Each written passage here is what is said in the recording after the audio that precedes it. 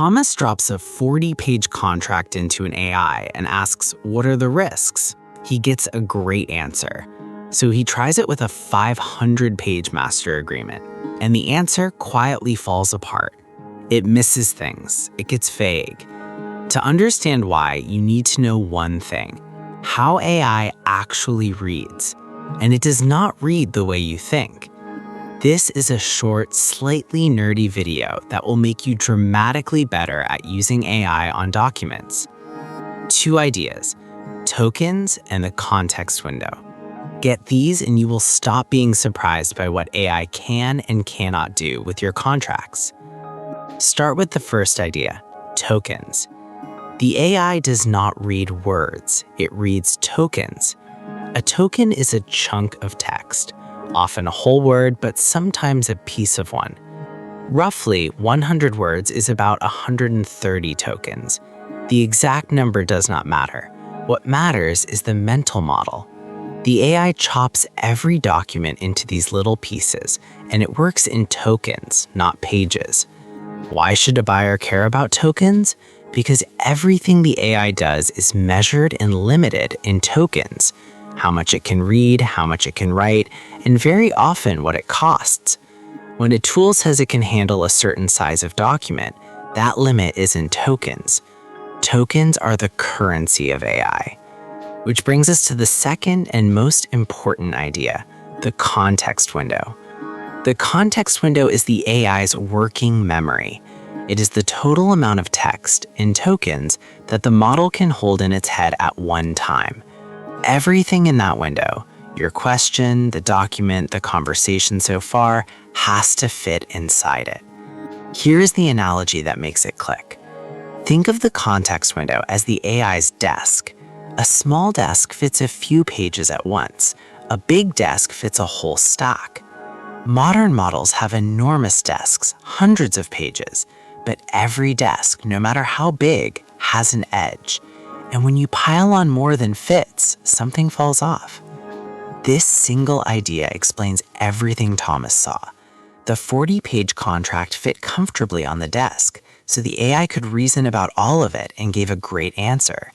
The 500-page agreement was too big, or it strained the desk so parts got pushed off the edge or skimmed, and the answer fell apart. And there is a subtle, important wrinkle well worth knowing. Even when a document does fit, models pay the most attention to the beginning and the end and can lose focus in the middle. It is called lost in the middle. A risky clause buried on page 250 of a giant document is exactly where the AI is most likely to gloss over it. The same place a tired human would, ironically. Think about why that matters for a contract specifically. The dangerous clauses are rarely on page 1. The indemnity, the auto-renewal, the liability cap, they live deep in the schedules and the annexes, the exact middle ground where attention fades. So the naive approach, dump the whole thing and ask, "Is this risky?" points the AI at the haystack and quietly lowers its odds of finding the needle. You are working against the grain of how the tool actually reads. Once you know that, you stop doing it and your results jump overnight. So what does all this mean for Thomas, practically? 4 simple rules that come straight from understanding the desk. 1. Smaller and focused beats big and vague. Do not dump a 500-page agreement and ask anything risky. Instead, give it the relevant section, the indemnity clause, the termination terms, and ask a sharp question about that. A focused question on a focused chunk gets a far better answer. 2. Go clause by clause for what matters. For the high-stakes parts, feed them in deliberately, one at a time. You get the AI's full attention on each instead of a thin layer spread across hundreds of pages. 3. Always ask it to quote.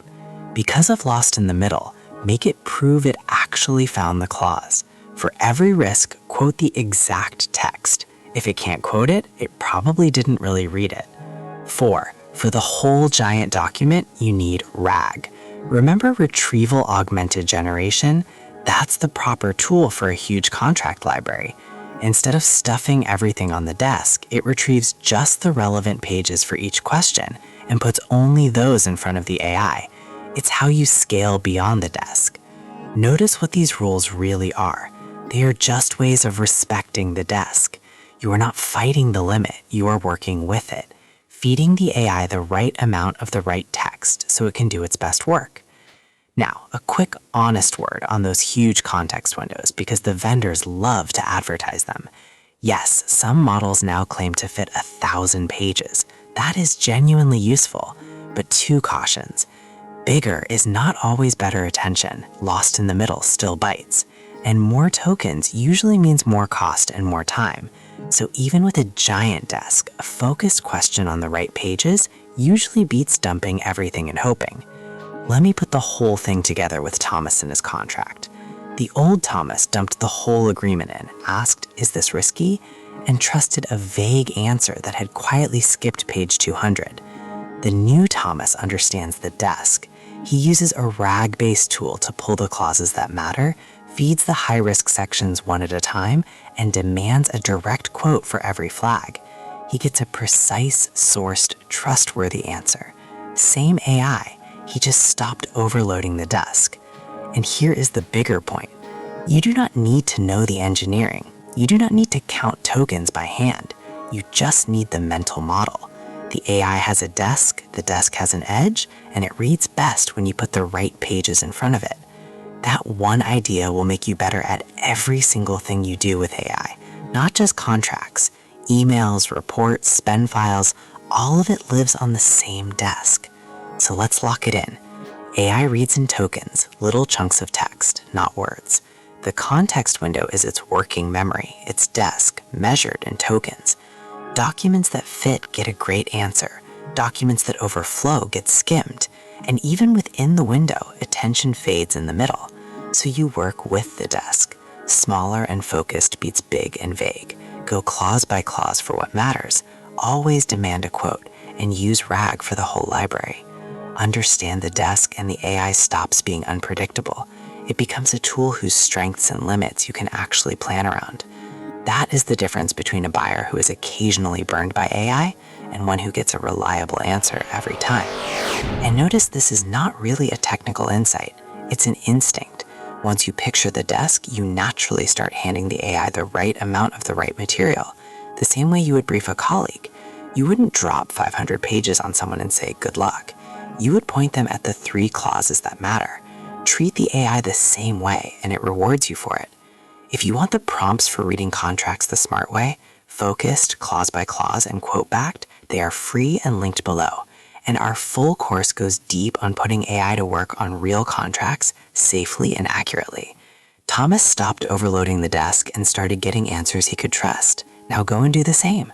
I'll see you in the next one.